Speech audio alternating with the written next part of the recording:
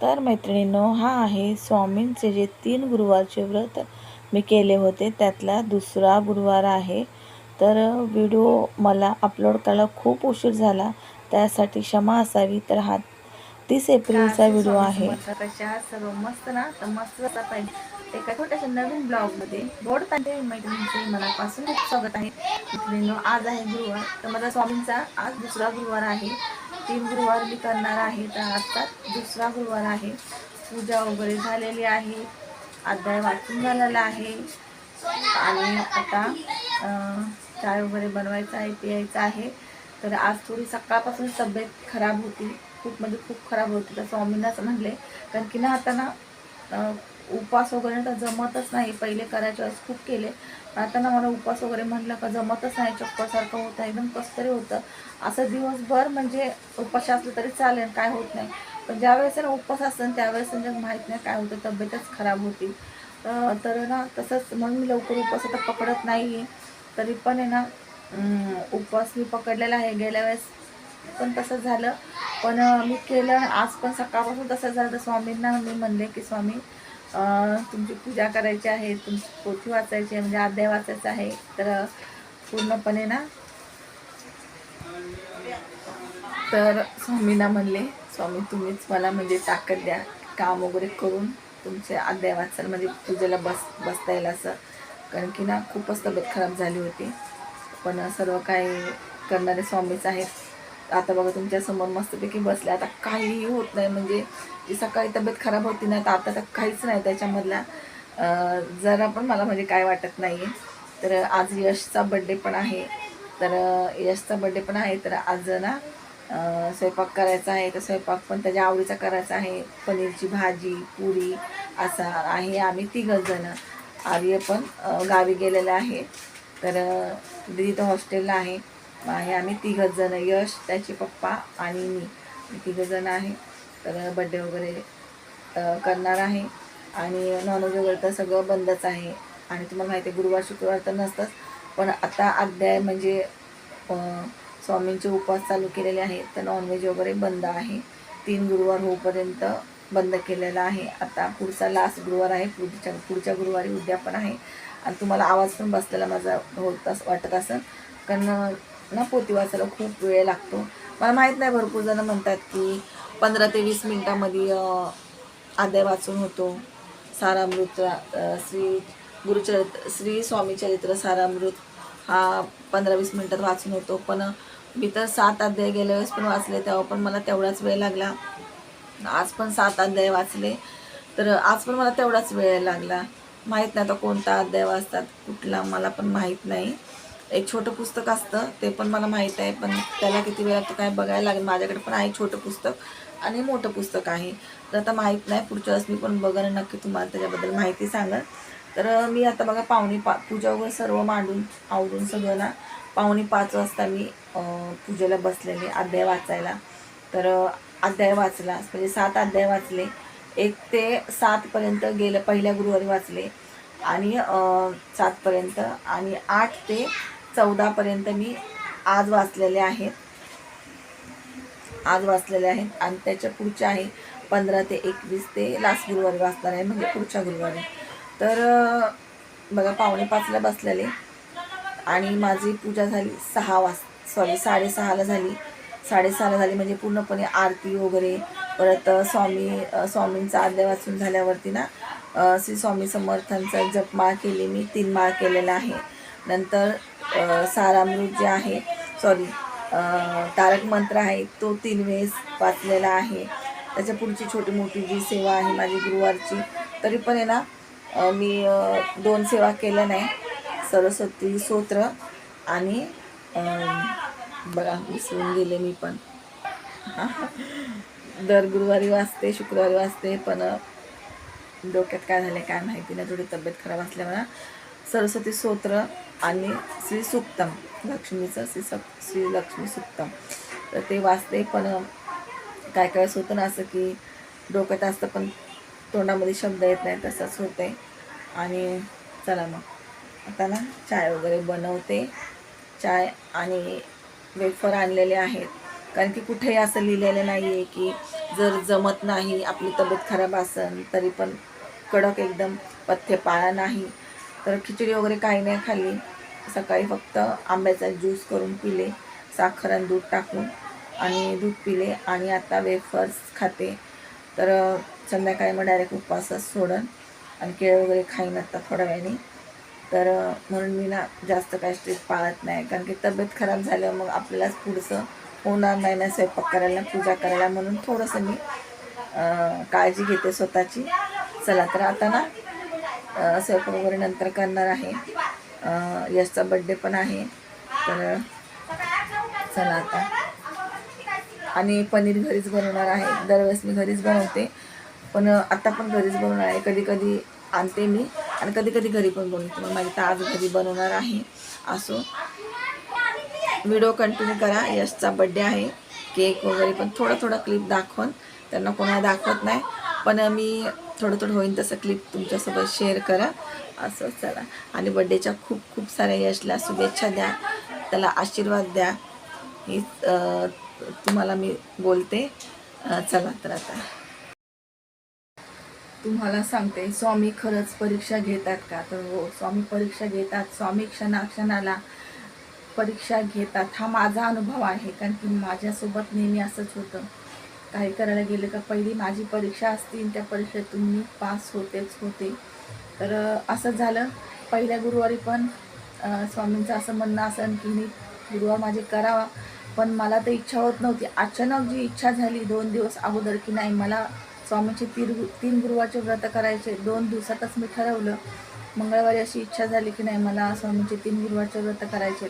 मंगळवार बुधवार गुरुवारी मी उपवास चालू केले अचानकमध्ये. आणि त्या दिवशी मी ना सकाळपासून जे काम करत होते, सकाळपासून ते संध्याकाळपर्यंतच, म्हणजे पूजा करूपर्यंत, त्याच्यानंतर एवढी तब्येत खराब आली की मी अक्षरशः सांगते ना, मी झोपले, आणि झोपले ना, मला जो फोन आला, भरपूर फोन येऊन गेले. फोनाला सांगते, चुलत बहिणीचा आला, तिचे 3 वेळेस येऊन गेले. आमच्या दिदीचा आला, दिदीचे 2-3 वेळेस येऊन गेले. अजून 1-2 फोन येऊन गेले. पण जे झोपले ना, तर मला अक्षरशः ना, फोन बघते मी, पण मला ना म्हणजे हातापायात ताकद नाही. एवढं मला अशक्तपणा, माहीत नाही का असं जाणवला.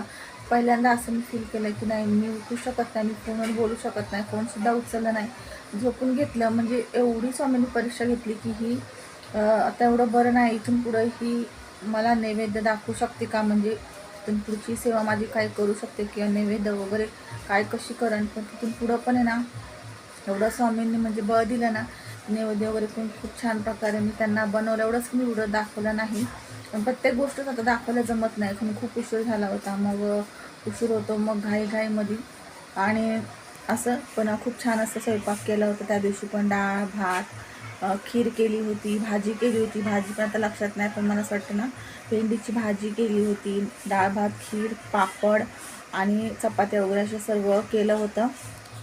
आणि ना तुम्हाला सांगते, आजसुद्धा ना सकाळपासून जी तब्येत खराब झाली ना माझी, डोकं वगैरे दुखायला लागल्यानंतर ना असं वाटत होतं की माझ्या पायामध्ये ताकदच नाही, मी उठू शकत नाही. मी अक्षरशः ना आज उपवास असून किंवा एवढ्या सेवा करायच्या असून, पूजा वगैरे करायची असून ना, मी ना 1:30 वाजेपर्यंत ना फक्त लोळत होते. म्हणजे आंघोळ वगैरे करून, देवपूजा करून, चाय वगैरे पिऊन आहे ना, 1:30 वाजेपर्यंत 1 वाजेपर्यंत ना फक्त लोळतच होते. कारण मला कुठलीच इच्छा नव्हती काम करायला. काम एवढे पडले होते ना, पडदा, परत चादर वगैरे धुवायच्या होत्या, डबल कपडे होते, एवढी म्हणजे कामं होते, पण इच्छा ही काहीच नव्हती.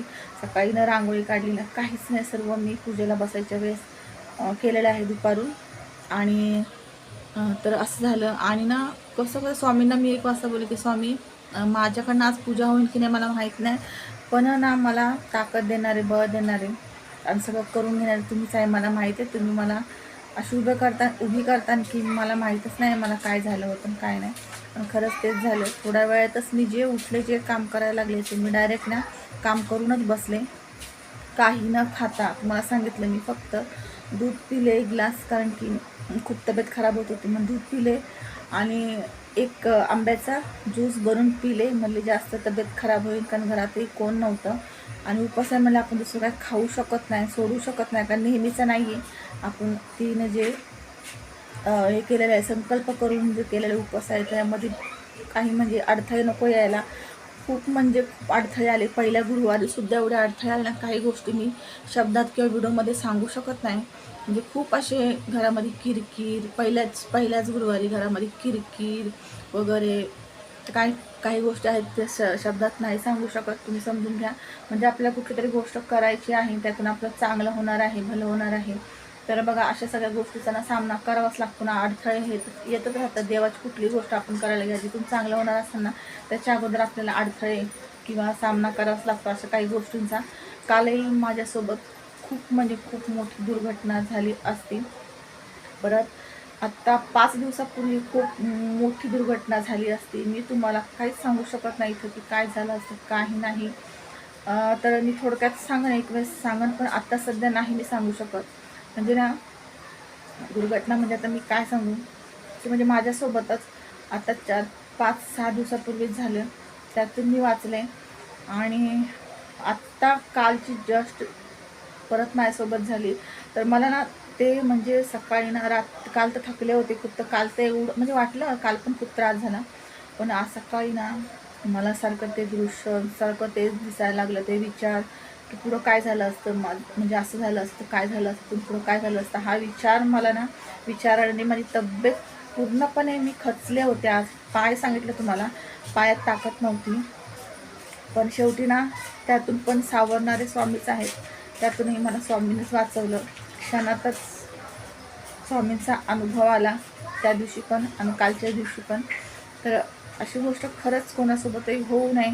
मला तर अजूनसुद्धा ना ती गोष्ट म्हणजे अशी आठवली ना कालची, जे माझ्यासोबत काल झालं, थोडक्यातच झालं, पण मी म्हणजे शब्दात काहीच सांगू शकत नाही. मी आत्तासुद्धा ना ते असं आठवलं ना, डोळ्यासमोर आत्तासुद्धा ते दृश्य दिसते, म्हणजे असं ना. पण काही गोष्टी मैत्रिणींनी समजून घ्याव्यात.